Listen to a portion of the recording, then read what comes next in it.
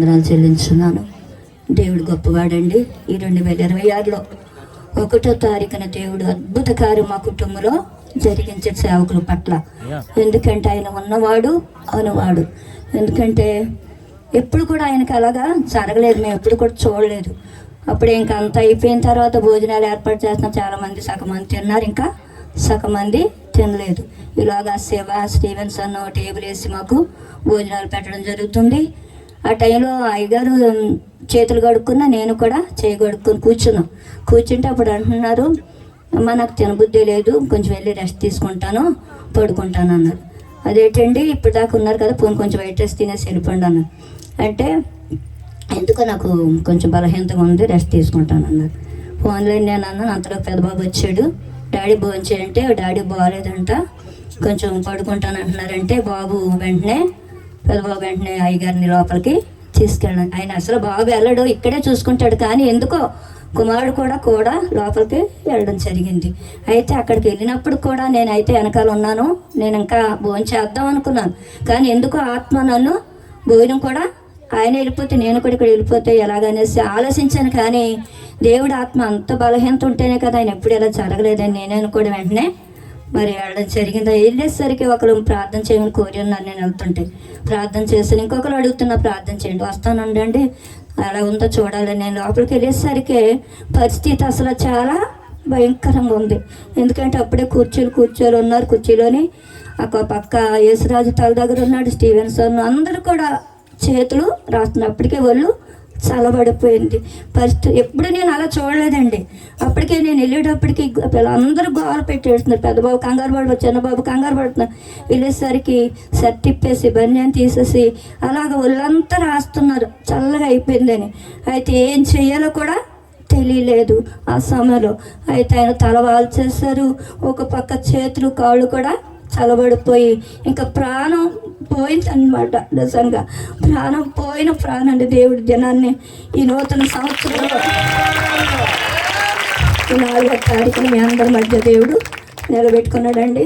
అసలు ఇంకా మాట లేదు, చూపు లేదనమాట. అలా వాలిపోతే కుర్చీలో నేను ఒక పక్క రాస్తున్నా, కడుపు పట్టుకొని. యేసురాజు ఉన్నాడు, స్టీవెన్సన్, చాలామంది సహోదరులు సంఘం అందరు ఇక్కడ ఉన్నారు. చాలామంది అందరూ గోల పెట్టేసి చేస్తున్నారు. అయితే దేవుడు ఎంతగానో ఆ టైంలో మరి అయ్యారు అయితే వద్దన్నారని నాకు తెలియదు ఆసుపత్రికి. అయితే బాబాలు మరి మా తమ్ముడు కుటుంబం ఉన్నారు, చెల్లి కుటుంబం అందరు ఇక్కడ ఉన్నారు, సంఘ బిడ్డలు ఉన్నారు. దేవుడు అద్భుత కార్యం చేశాడు. ఎందుకంటే ఆ టైంలో ఎప్పుడు ఆసుపత్రికి వెళ్ళరండి. అయితే దేవుడు అంటగానే ఆ సమయాలు ఆసుపత్రికి తీసుకెళ్ళడం జరిగింది. అక్కడ ఏం జరిగిందో కూడా నాకు సమస్తము తెలియదు. వెళ్ళిన తర్వాత పల్స్ పడిపోయిందని చెప్పారంట. అయితే అక్కడ ట్రీట్మెంట్ అంతట్లో బాబు అక్కడ మరి ఫ్రెండ్స్ అక్కడ ఉన్నారు, ఎంతో ట్రీట్మెంట్ చేస్తారు. అయితే దేవుడు గొప్పవాడు, పోయిన ప్రాణాన్ని మరలా బ్రతికించాడు. ఎందుకంటే ఇంకా ఆయన లేరండి. నిజంగా ఆ టైంలో పాల్సన్ అయితే మరి అందరినీ ఒక దగ్గర సమకూర్చి ప్రార్థన చేయండి, సేవకులు క్షేమంగా వస్తారు, మరలా సేవకులను బలంగా ఆయన వాడుకుంటారని చెప్పి అందరూ చాలా చిన్న పిల్లలతో సహా పెద్దవారి వరకు కూడా అందరూ కన్నీరు ప్రార్థన చేస్తారండి. నిజంగా ఎంత గొప్ప దేవుడు అంటే, పేతురు చెరసాలలో ఉన్నప్పుడు సంఘం ఎలా ప్రార్థించిందో ఆ దినాన్ని మేము చూడగలిగానండి. ఎందుకంటే ఆ దినం అంతా కూడా భోజనాలు చేయలేదు, చాలామంది ఆకులో పెట్టుకున్న వారు కూడా వచ్చేసారు. అక్కడ మరి పాల్సన్ అందరినీ కూడా ఒకే రీతిగా ప్రార్థన ద్వారా నడిపించడం జరిగింది. కన్నీరు కాచి ప్రార్థన చేసినప్పుడు దేవుడు అద్భుతంగా ఆయన వాక్కును పంపి మరణము నుంచి జీవములోనికి నడిపించాడు. మరలా ఊపిరి పోసారండి. ఎందుకంటే ఆయన చిత్తం ఏదో ఉంది, ఆయన ప్రణాళిక ఏదో ఉంది. చనిపోయిన వారిని లాజరును బ్రతికించిన దేవుడు, యాయేరు కుమారుని బ్రతికించిన దేవుడు, నా యొక్క భర్తను దేవుడు గొప్ప కార్యం చేసి మీ అందరి ప్రార్థన అండి, మీ అందరి కన్నీరు, చంటి బిడ్డలు కూడా ఎంతో కన్నీరు కార్చారు. దినాన యవన బిడ్డలు ఎంతో పరిచయం చేస్తారు.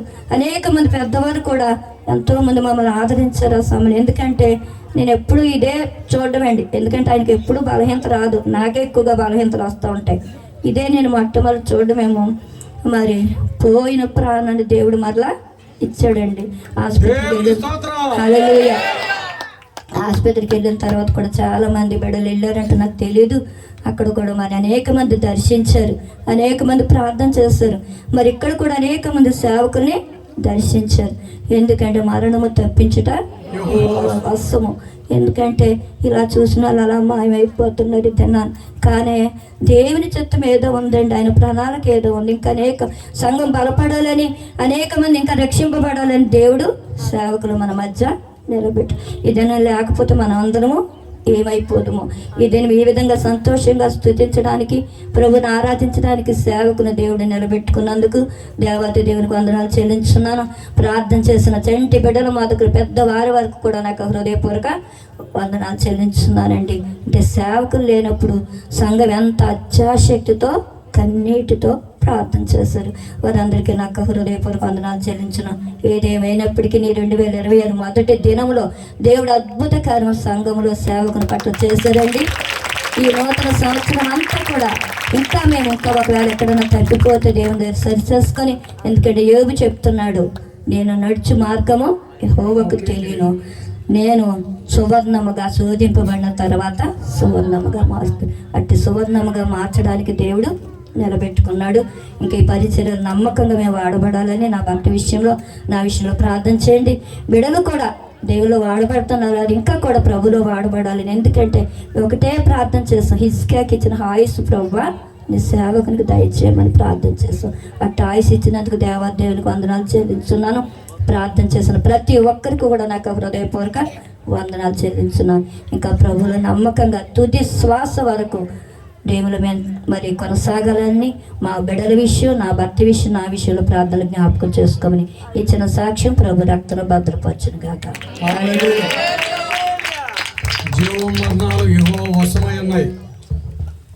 ఆయన మాట నిరర్ధకం కానేరదని లోకా 1:37 చెప్పినట్టుగా ఆయన మాట ఎక్కడా కూడా నిరర్ధకం